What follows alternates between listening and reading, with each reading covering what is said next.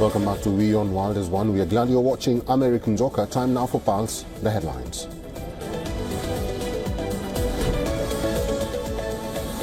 On this vote, the yeas are 50, the nays are 50.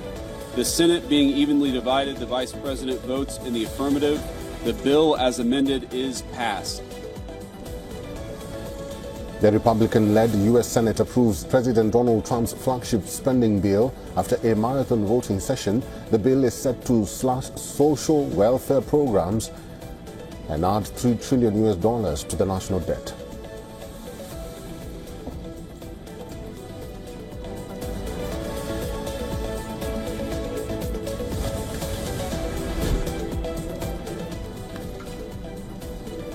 President Trump ramps up feud with Elon Musk, asks Doge, the very same organization Musk was leading, to initiate a probe into the benefits reaped by Musk's Tesla and SpaceX.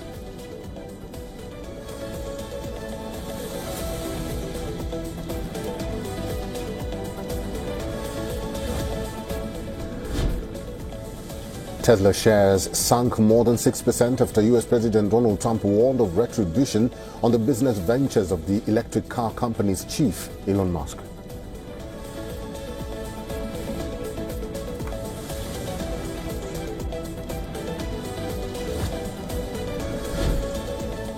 According to a research, more than 14 million of the world's most vulnerable people, a third of the small children, could die by 2030 because of the Trump administration's dismantling of U.S. foreign aid.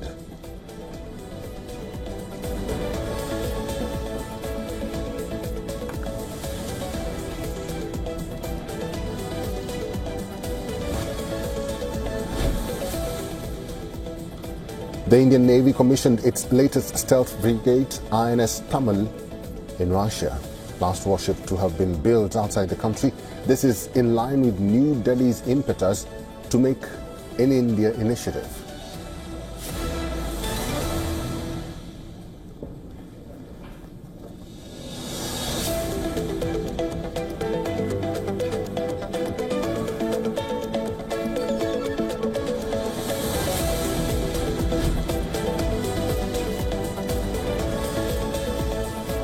The Italian government agrees to issue 500,000 visas for non-EU workers over the next 3 years amid top trade unions warning that only structural change can tackle labour shortages in Italy.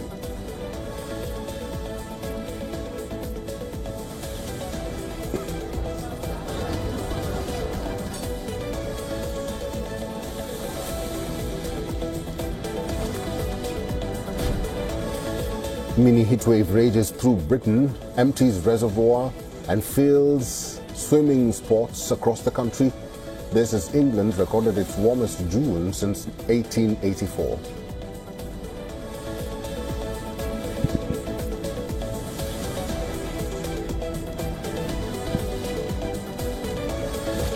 Standoff is escalating at Harvard University as the Trump administration accuses a school of failing to protect Jewish and Israeli students from anti-Semitism. Federal officials sent a notice of violation Monday to Harvard President Alan Garber, claiming the Ivy League school broke civil rights law by not intervening in what students say was a dangerous campus environment. Free, free, free Palestine! The move could cost Harvard its federal funding unless it agrees to changes. This is the latest chapter in an ongoing dispute with the Trump administration pushing Harvard to address alleged failures in handling anti-Semitism and diversity issues on campus. The administration previously froze more than $2 billion in federal funding, pressuring Harvard to accept governance and leadership reforms. Now, federal officials say Jewish students say they live in fear, hiding their Jewish heritage and family origins. The students point to reports of assaults and vandalism, including swastika-stamped Israeli flags, as well as weeks of protests in Harvard Yard with chants reportedly calling for violence and genocide. Officials say the school doesn't dispute the claims and note that only a handful of students face discipline. Earlier this year, Harvard released a 311-page internal review confirming rising bias toward all students with Middle East ties after the October 7th Hamas attacks. Harvard said they were using the report to implement changes to ensure inclusivity of all students. For now, shifting focus, Europe is boiling, and this is just the beginning, it seems. Spain sizzled at 44 degrees Celsius, France baking under the scorching sun, Portugal choking, and in Turkey, flames are raging across forests, taking in just about everything in their path. The continent is on fire, and the worst may be ahead. Take a look.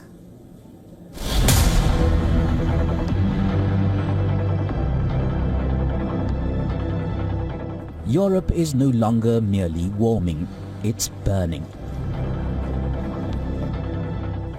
In Spain and Portugal, thermometers have soared past 40 degrees Celsius, shattering records. Seville, a city usually renowned for its vibrant warmth, has become a furnace, with areas in southern Spain hitting a staggering 46 degrees Celsius, the hottest June on record. A record number of heat alerts are in place across France. 16 regions across the country, including Paris, have been placed on red alert, while 68 others are on orange alert. It hasn't been too difficult, but today is the hottest day. We have portable fans, water, just staying in the shade, walking on the sidewalk on the shade, and yeah, ice cream. Well, we find the weather extremely hot, so we're drinking a lot of water, and we think the city is beautiful, and we're very lucky to be in France and Paris.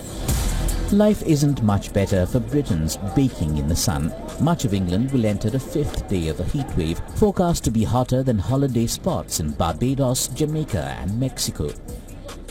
Well, feels pretty warm and feeling a little bit melting, especially on the sunshine. And yeah, that's why I have this little fan with me.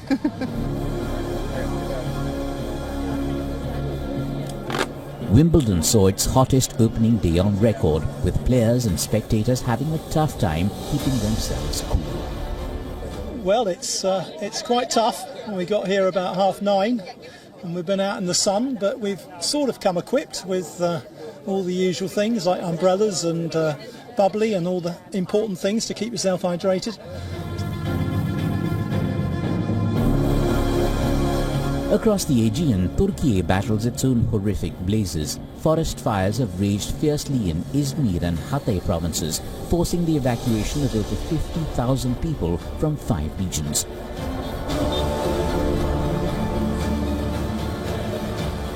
Scientists are sounding the alarm. These aren't isolated incidents, but symptoms of a deepening planetary sickness.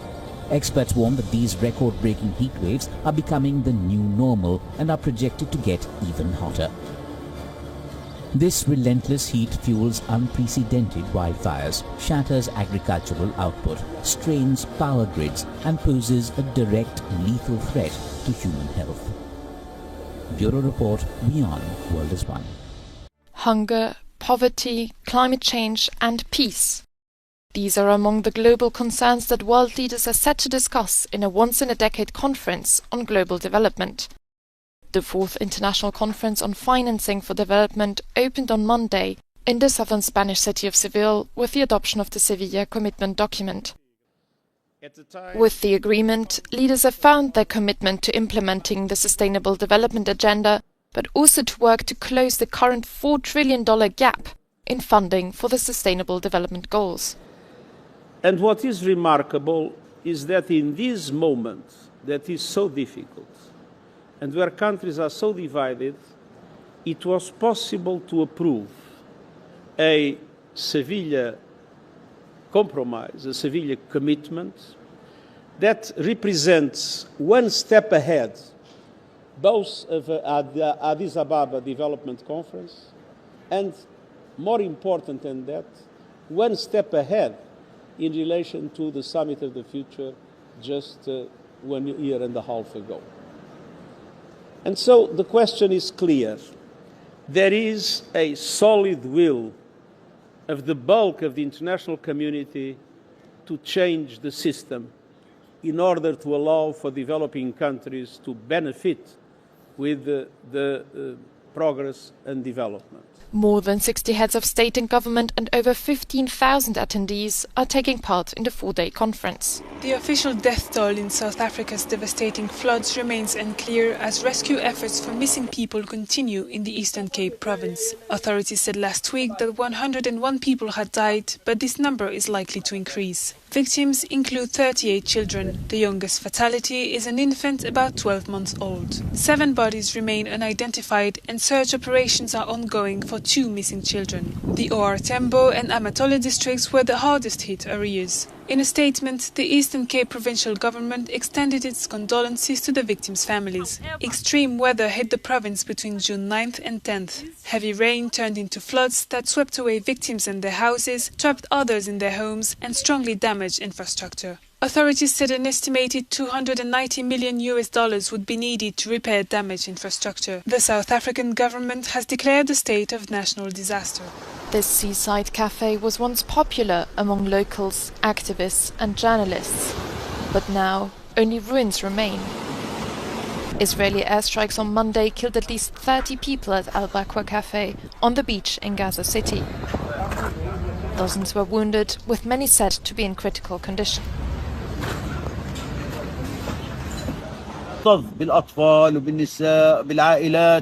A place crowded with children, women and families. Suddenly, while they are sitting in God's protection, an F-16 warplane, not a drone or a boat missile, an F-16 struck the place. The place shook and dozens of martyrs fell. It was a massacre. Until now, the people are collecting the remains of the martyrs. Mohammed Abu Sleima, director of Al-Shifa Hospital in central Gaza, said in a Facebook post that the facility received 39 dead and more than 100 wounded. Good morning. We're going out to Alligator Alcatraz. It's an East Coast version, and it should be very exciting, very good. You know, the snakes are fast, but alligators are. We're going to teach them how to run away from an alligator, okay? If they escape prison, how to run away. Don't run in a straight line. Run like this. And you know what? Your chances go up about 1%.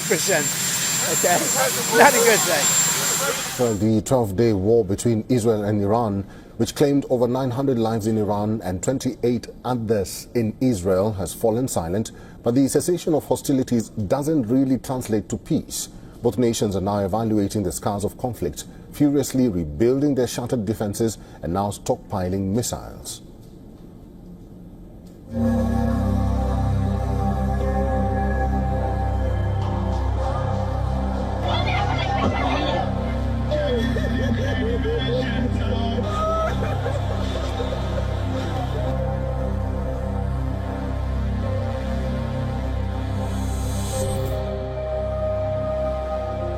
It's been 1 week since the skies above West Asia have calmed down.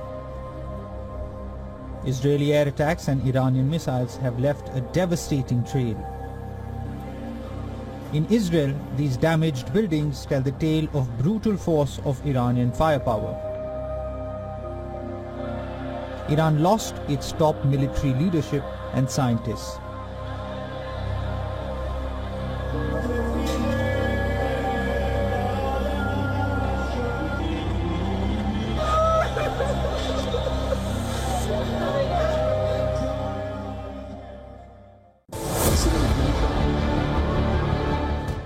Israel claims it has destroyed much of Iran's stockpile of weapons and launch infrastructure.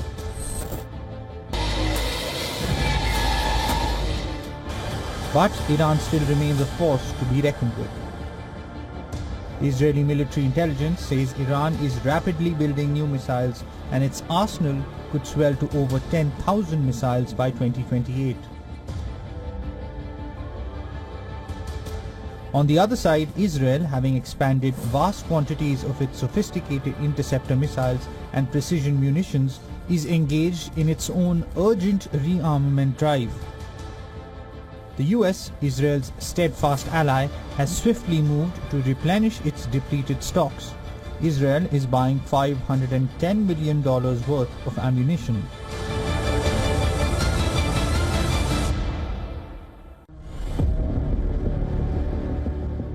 Iran, reeling from Israeli strikes that pounded its critical nuclear facilities, is now racing against the clock.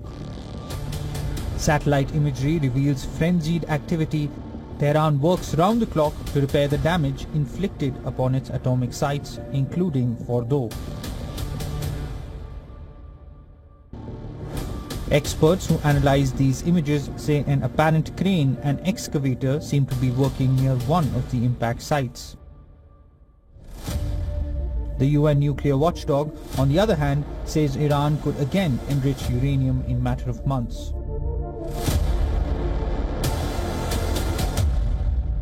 The capacities they have are there.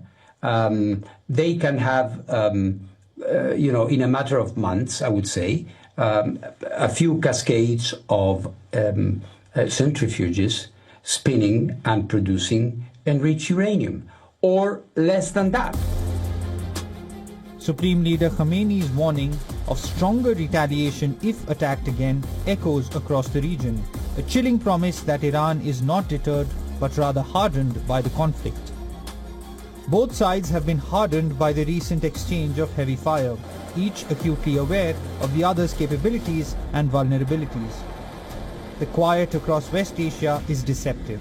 Beneath the surface, a furious rearmament race is underway. Israeli Prime Minister Benjamin Netanyahu, who would be heading to Washington later this week, has vowed to prevent Tehran from ever rebuilding its nuclear facilities, raising the prospect of a future conflict. Bureau Report, WION, World is One. India's homegrown weapons are not just deterrents anymore. They are proven battlefield tools. Operation Sindoor was the turning point. A new defense export giant is rising in the world.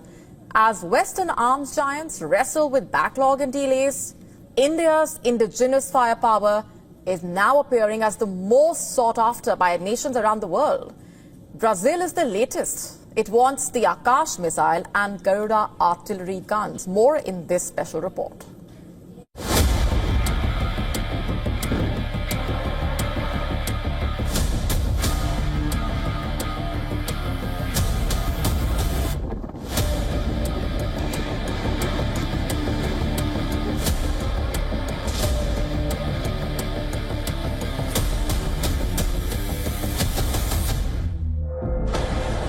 When Operation Sindoor lit up India's skies earlier this year, it wasn't imported Western tech that turned the tide. It was Indian innovation.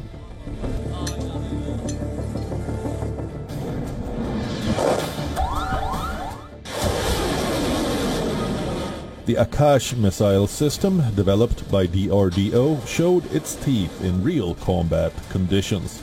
It's designed to track and destroy.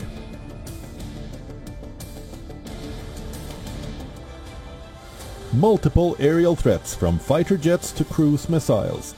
Akash intercepted them all, swarm drones and standoff weapons that slipped past even the most celebrated global systems. Brazil is the latest country aiming for made-in-India weapons. Brazil has expressed interest in acquiring India's Akash air defense system and Garuda artillery guns, among other defense platforms. Broadly, we have a few areas that seem to be of interest to the Brazilian side. They are interested in secure communication systems on the battlefield. They are also interested in offshore patrol vessels, OPVs. Brazil has Scorpene submarines. They are interested in partnering with us in maintaining those submarines. They also seem to be interested in the Akash air defense system and in coastal surveillance systems, Garuda artillery guns.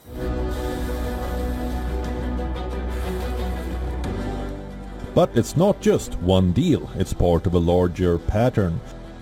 Countries across Asia, Africa and Latin America are reassessing their dependence on ultra-expensive Western systems like Patriot, THAAD or Iron Dome systems that have shown cracks under real pressure in Ukraine and Israel.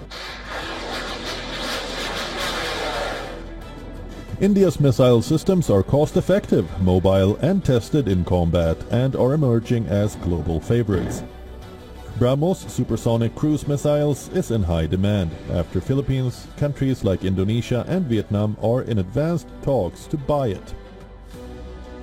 Over the last decade, India's defense exports have jumped 34-fold to $2.6 billion in the financial year 2024-25. India is among the top 25 arms exporter nations. Currently, India exports to over 100 nations. India is making a quiet leap from buyer to seller, and the world is buying what it sees.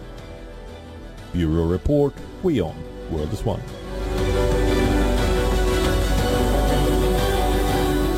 And Russia has carried out a series of drills in the Sea of Japan, targeting mock enemy ships as part of a large-scale naval exercise. According to reports, Russian warships and coastal missile systems struck targets with cruise missiles. The strikes reportedly hit all designated targets, simulating a hostile naval presence. The fleet's flagship missile cruiser, Varyag, launched a live Vulcan anti-ship missile, while 2 strike groups aboard missile boats fired a total of 4 cruise missiles. Additionally, a combat crew also launched an anti-ship missile.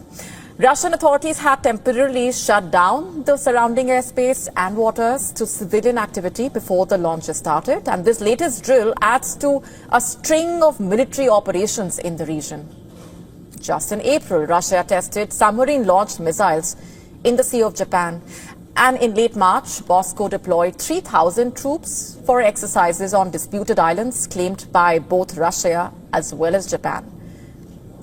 That territorial standoff, dating back to World War II, remains unresolved. Moscow took control of those islands at the end of the war, and the dispute has blocked any formal peace agreement between the two sides for nearly 8 decades now. In the face of Russian aggression in Europe, Denmark is bulking up its military by making women subject to the draft for the first time in the nation's history.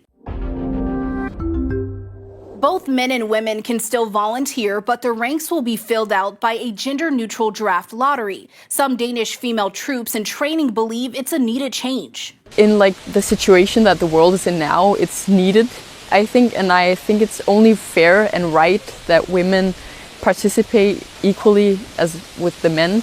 But I think there's also some challenges to meet when you're not used to that many women.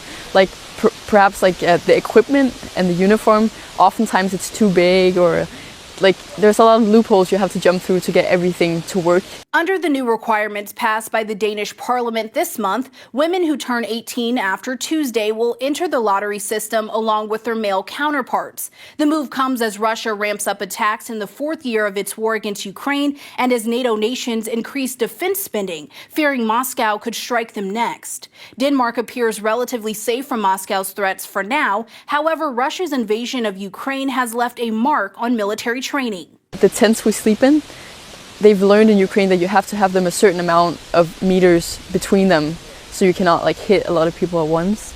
And I think so that makes it very real. So you know if you stay, it's a real opportunity that you have to participate in some form due to the geopolitical situation. The country moved up changes to its draft from 2027 to 2025 because of the current security situation, according to the head of the conscription program. The political agreement is based on the current security situation, and that's the reason why that we are escalating the numbers of conscripts. That's the reason why we need to get more combat power. The change is expected to increase the number of Danish citizens performing military service by almost 40% over the next 8 years to 6,500.